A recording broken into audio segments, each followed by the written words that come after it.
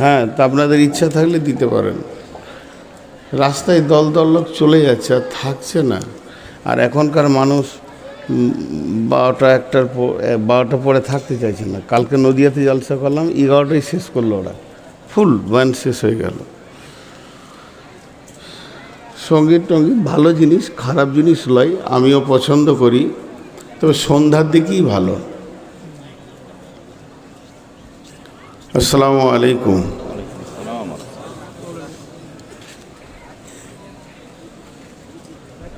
যারা দাঁড়িয়ে আছেন বসে যান, বসে যান। এই ছেলে মানুষ, তোমরা নিচে বসো, মুরব্বীকে চেয়ার দাও, নিচে বসো, ওঠো, তোমরা সবটি চেয়ার ছাড়ো।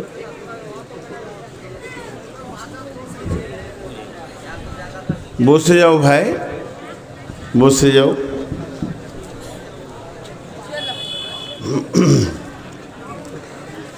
আলহামদুলিল্লাহ নাহমাদুহু ওয়া নাস্তাঈনুহু ওয়া নাস্তাগফিরুহু ওয়া নু'মিনু বিহি ওয়া নাতাওয়াক্কালু আলাইহি ওয়া নাউযু বিল্লাহ ونعوذ بالله من شرور أنفسنا ومن سيئات أعمالنا من يهده الله فلا مضل له ومن يضلله فلا هادي له وأشهد أن لا إله إلا الله وحده لا شريك له وأشهد أن محمدًا عبده ورسوله الذي أرسله بالحق بصيرا ونذيرا وداعيا إلى الله بإذنه وسراجا منيرا أما بعد فإن خير الحديث كتاب الله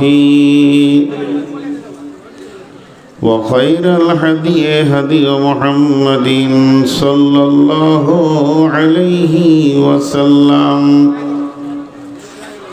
وشر الأمور محدثاتها وكل محدثة بدعة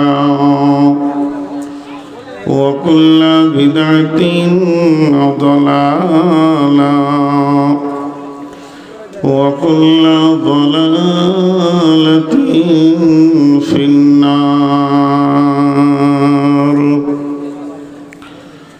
فقد قال الله تبارك وتعالى في كلامه المجيد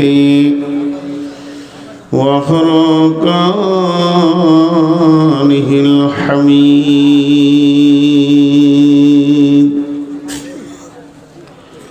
أعوذ بالله من الشيطان الرجيم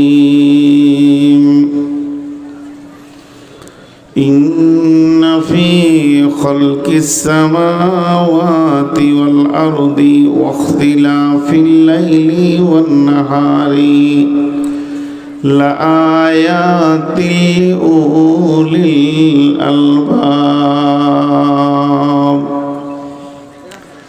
الذين يذكرون الله قياما وقعودا وعلى جنوبهم ويتفكرون في خلق السماوات والأرض ربنا ما خلقت هذا باطلا سبحانك فقنا عذاب النار بسم الله الرحمن الرحيم فاذكرني أذكركم واشكروا لي ولا تكفرون بسم الله الرحمن الرحيم على بذكر الله تطمئن القلوب بسم الله الرحمن الرحيم إن الصلاة تنهى عن الفحشاء والمنكر ولذكر الله أكبر بسم الله الرحمن الرحيم قل هو الله أحد الله الصمد لم يلد ولم يولد ولم يكن له كفوا أحد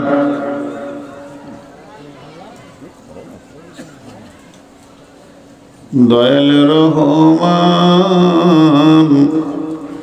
কে পারে বুঝিতে তোমার শান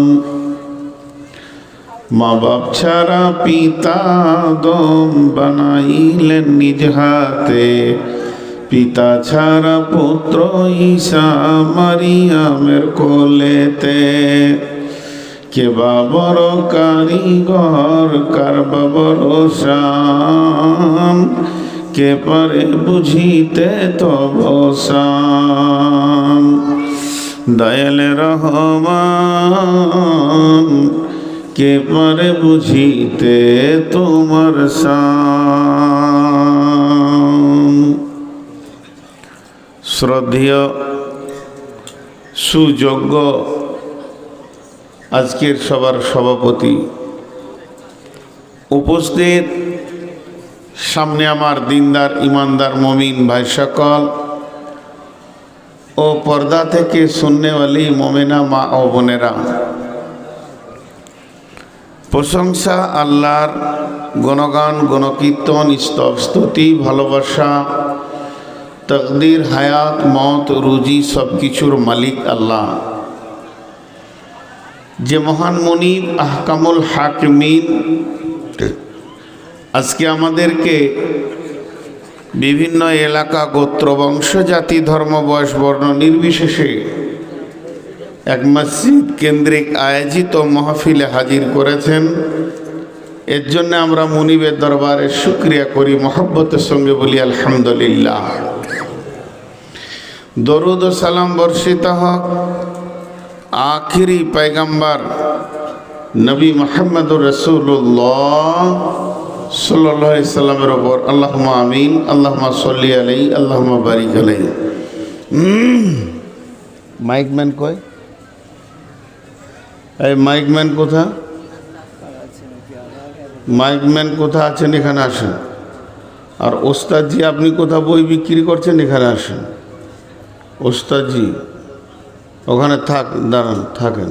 আর মাইকম্যান আসেন। আমি আপনাদের সামনে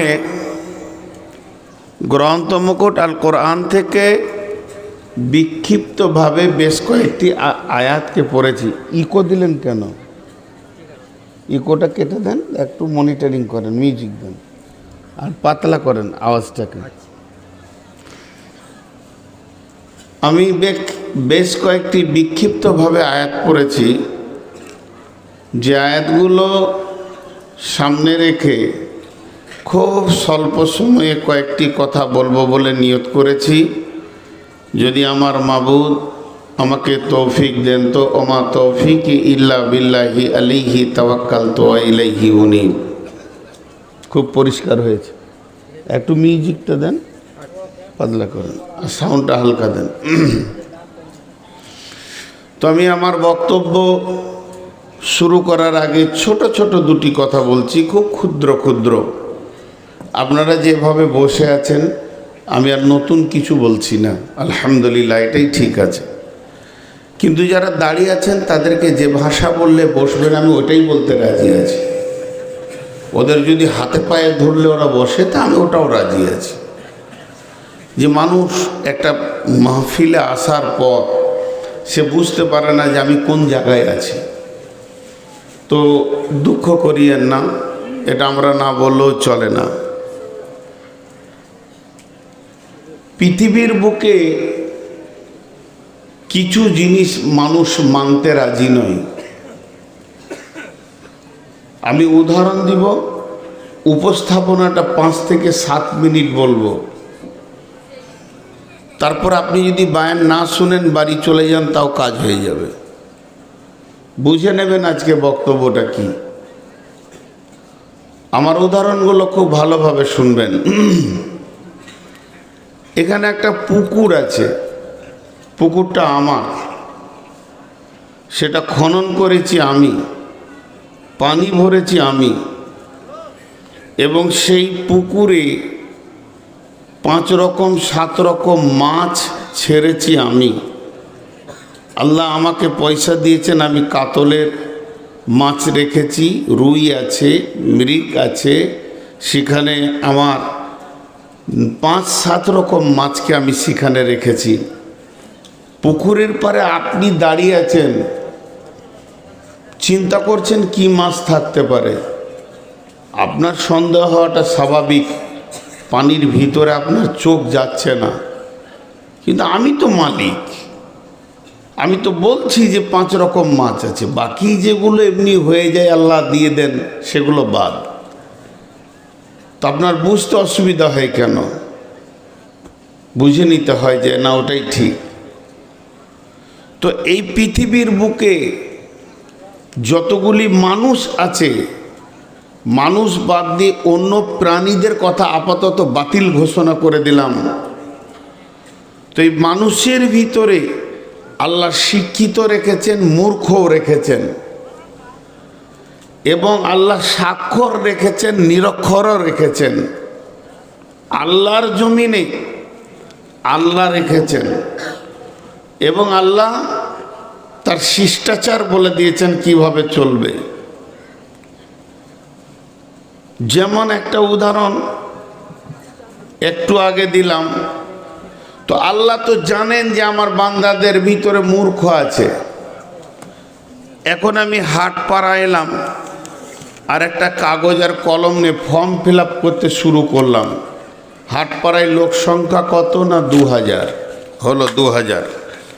এর মধ্যে ডাক্তার কত না 200, থাকলো 1800। মাস্টার কত না 500, তাহলে থাকলো 1300। চাষি কৃষক কত না 1000, থাকলো 300। মূর্খ কয়টা? সবাই চুপ। কেউ নিজের নামে এই মূর্খ টিকটা নেবে না, অথচ আল্লাহ বলছে আছে আমি মূর্খ, এটা কেউ বলতে রাজি নয়।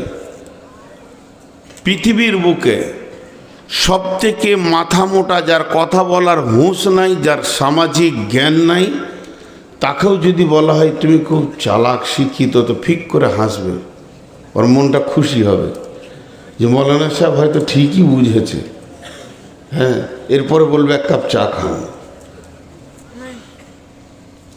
তুই আমার কথাতে 500 টাকা মূল্য পেলি।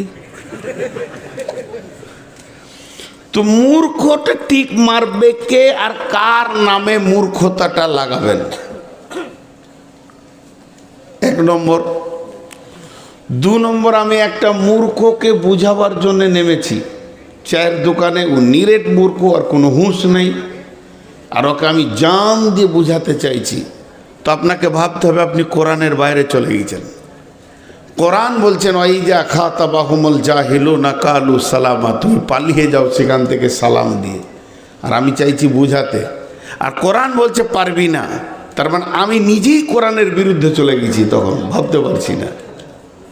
কিছু কিছু কাজ আমাদের মূর্খের মতো হয়।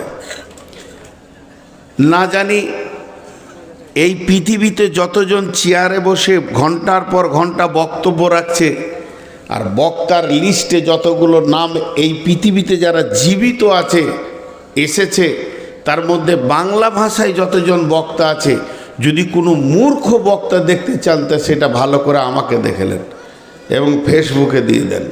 না আছে আরবিতে জ্ঞান, না আছে উর্দুতে জ্ঞান, না আছে ইংলিশে জ্ঞান, না বাংলা ভালো বলতে জানি, তারপরও আপনাদের দুয়ার বরকতে প্রতিদিনই চলছে। তো এটা শুধু দুয়ার বরকতে। কিন্তু আমি যে কথাটা বলার জন্য আপনাদেরকে বলতে চাইছি, জানতে চাইছি যে প্রকৃত জ্ঞানী কে আর প্রকৃত মূর্খ কে? প্রকৃত জ্ঞানীর ডেফিনেশন কি, তার সংজ্ঞাটা কি? জি ভাই, আফসোস কিছু শিক্ষিত মূর্খের কাজ করে। বিশেষ করে বেশ কিছু জালসা তাল্লা আমাকে নিয়ে যাওয়ায়, তো জালসা কমিটি ফোন করবে, মৌলানা আসবেন ইনশাল্লাহ, ডেটটা লিখেছেন ইনশাল্লাহ, হ্যাঁ ভাই লেখা হয়ে গেছে, তাহলে আমরা কাগজ ছাপতে পারি। জি আপনারা কাজ চালিয়ে যান, আরও বক্তা দেখেন। তা আপনার ডেটই ডেট, এই বলতে বলতে শেষকালে বলবে জালসাটা আপনার ওপরই ভরসা। এবার বলেন ভরসা কার ওপরে করতে হয়? এই অজান্তে কত বড় শিরকের কথা বলে। আমি আবার বলি, একবার ইস্তেগফার করে নতুন করে কালেমা পড়েন। আপনি কথাটা বললেন কি করে যে আমার উপরে ভরসা? ভরসা তো আল্লাহর উপরে। তো প্রকৃত জ্ঞানীকে আজকে ওই বিষয়ের উপরে কয়েকটি কথা বলবো, এবং জ্ঞানী ব্যক্তিদের লক্ষণটা কেমন হবে রাস্তাঘাটে। অনর্গল ইংলিশ, অনর্গল আরবি, বড় বড় সাহিত্য, বড় বড় কবিতা, বড় বড় দর্শন যে বলে দিল সে জ্ঞানী লয়। প্রকৃত জ্ঞানীকে খুঁজতে গেলে অনেক সময় লাগবে, অনেক অনেক গভীর রাতে তাদেরকে পাওয়া যায়। জ্ঞানী ব্যক্তিরা গভীর রাতে উঠে, আল্লাহ কালাম পাক বলছে। এবার চলেন আমি আপনাদের সামনে প্রকৃত জ্ঞানী কে এবং তাদের লক্ষণ কি, তাদের কাজ কি। বিসমিল্লাহির রহমানির রহিম। ইন্না ফি খালকিস সামাওয়াতি ওয়াল আরদি ওয়াখতিলাফিল লাইলি ওয়ান নাহারি লাআয়াতিল লিউলিল আলবাব।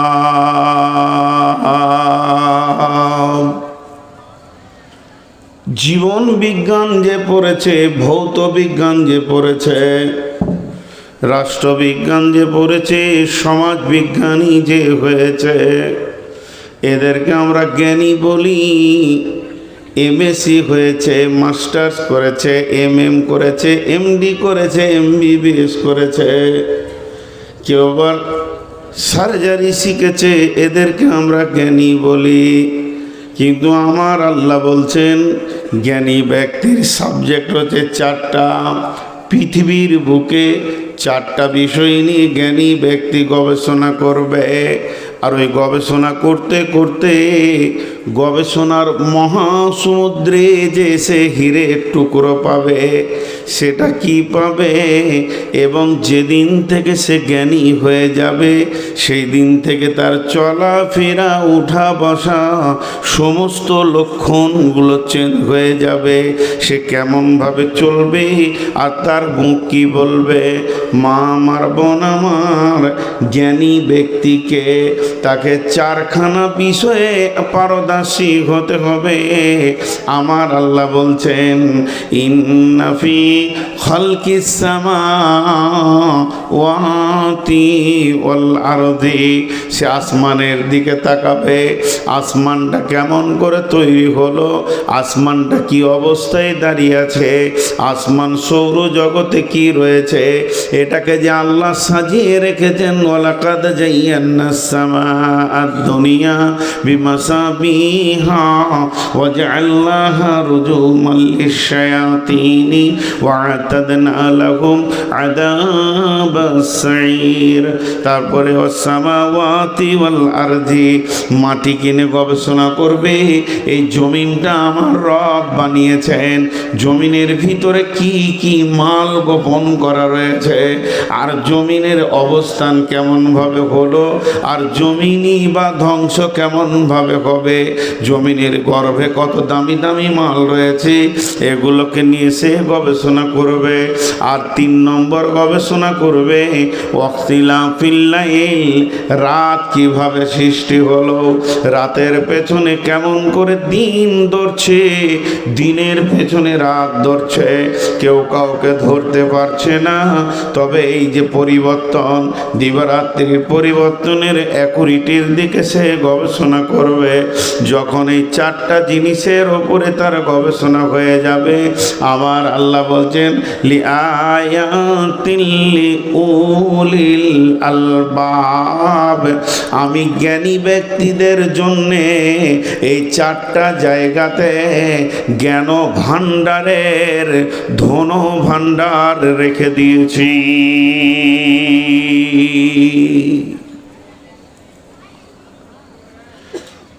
চার জায়গাতে জ্ঞানী ব্যক্তির পিপাসার স্বর্গীয় সুধা লুকানো আছে। পিপাসাক্ত ব্যক্তি যেমন পানি পেলে তার দিল আশুদা হয়ে যায়, প্রকৃত মাবুদকে যারা খুঁজে তারা এই 4 জায়গাতে, আসমান জগৎ, জি এই আসমান কত বড়, কে বানিয়েছেন, এর বাণী কে? হযরত ইব্রাহিম আলাইহিস সালাম নমরুদের জামানার সন্তান, আজরের ছেলে। তখন কি কাফেররা বিভিন্ন রকম আইন করত, ইজাব্বিহুনা আবনা আকুম ওয়া ইয়াস্তাহিউনা নিসা আকুম, ইজাব্বিহুনা নিসা আকুম ওয়া ইয়াস্তাহিউনা আবনা আকুম। যখন যেটা মন যেত, কোরআন বলছে তারা আইন করত। একবার আইন হলো মেয়েগুলোকে কেটে ফেলে দাও, পুঁতে দাও, জীবিত মেরে দাও, মেয়ে ছেলে রাখা যাবে না, কলঙ্ক, আর বেটা ছেলেদেরকে মারিও না। আবার আইন তৈরি হলো ফেরাউনের জামানাতে, মুসার জামানাতে, বেটা ছেলেদেরকে মেরে দাও, বেটা ছেলেদেরকে মেরে দাও, মেয়েদেরকে বাঁচিয়ে রাখো। তখন পুরুষ মারা শুরু হলো। তো যে নমরুদ এই আইনটা করছে, যে নমরুদের সংসদে আইন বিল পাস হলো যে একটা পুরুষ রাখা যাবে না, এদেরকে মেরে দাও, সেই সংসদের একজন সংসদ সদস্য হচ্ছে আজর, ইব্রাহিমের বাপ। আইনের সঙ্গে হাত মিলিয়েছে, কিন্তু ওর ঘরেই বেটা ছেলে হয়েছে। কুদরত কাকে বলে, ক্ষমতা কাকে বলে?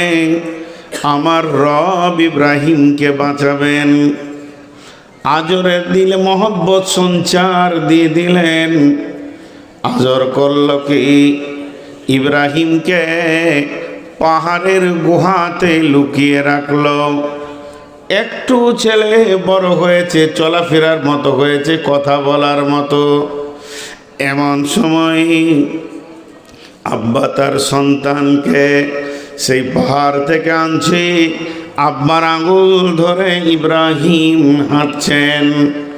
ইব্রাহিমের প্রথম প্রশ্ন, ছোট ছোট ছেলে লুতুব লুতুব কথাতে আব্বা মাকে প্রশ্ন করে, আব্বা এটা কি, ওটা কি? ইব্রাহিম বলে উঠলেন, আব্বা মাথার উপরে বিশাল একটা জিনিস দেখি, এটা কি বলে? এটা আসমান। যেটা হাঁটছি এটা কি? না এটা জমিন। যেটা আমাকে আলো দেয় ওটা কে? না সূর্য। এটা প্রবাহমানটা কি? এর নাম নদী। ইব্রাহিম প্রশ্ন করে যায়, আজর উত্তর দিয়ে যায়। একসময় ইব্রাহিমের মুখ থেকে বের হয়ে গেল, আব্বা জান, এ বিশাল আসমান আর এ বিশাল জমিনকে কে বানিয়েছে? সেটা কে? সে কোন এমন একজন যে বিশাল আসমান আর জমিন বানিয়েছেন? আজরের মনের নিয়ত, আমি নমরুদকে দেখাবো আর ছেলেকে বলবো, বাবা ইনি হলেন আমাদের মাবুদ। তখন বলছে, বাবা তুমি চুপ করো, এ আসমান জমিনের মালিকের কাছে তোমাকে নিয়ে যাওয়া হবে। যখন আজর নিয়ে গেলেন ছেলেকে, নমরুদকে দেখালেন, এটাই আমাদের মাবুদ, আসমানের মালিক, জমিনের মালিক। ইব্রাহিমের প্রশ্ন এসে গেল, আব্বা জান ওকেই বা কে বানিয়েছে?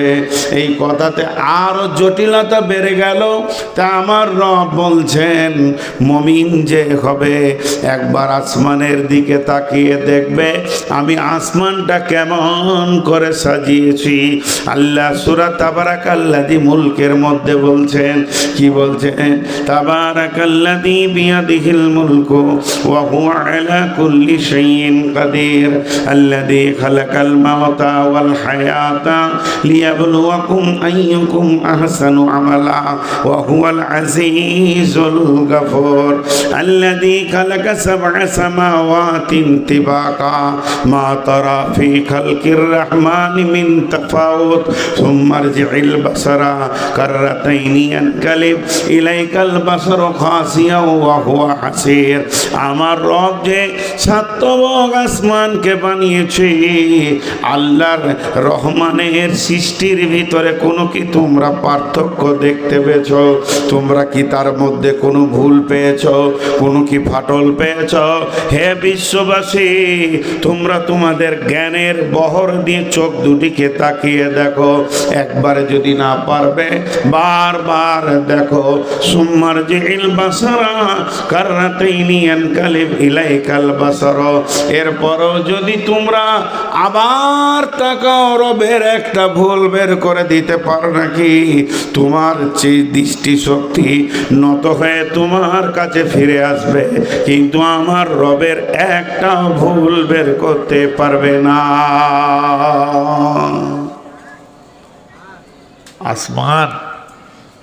আসমানে কি আছে যদি এটা দিয়ে শুরু করি, সময় নষ্ট হবে, আমি যাচ্ছি না, এবার জমিনে আসছি।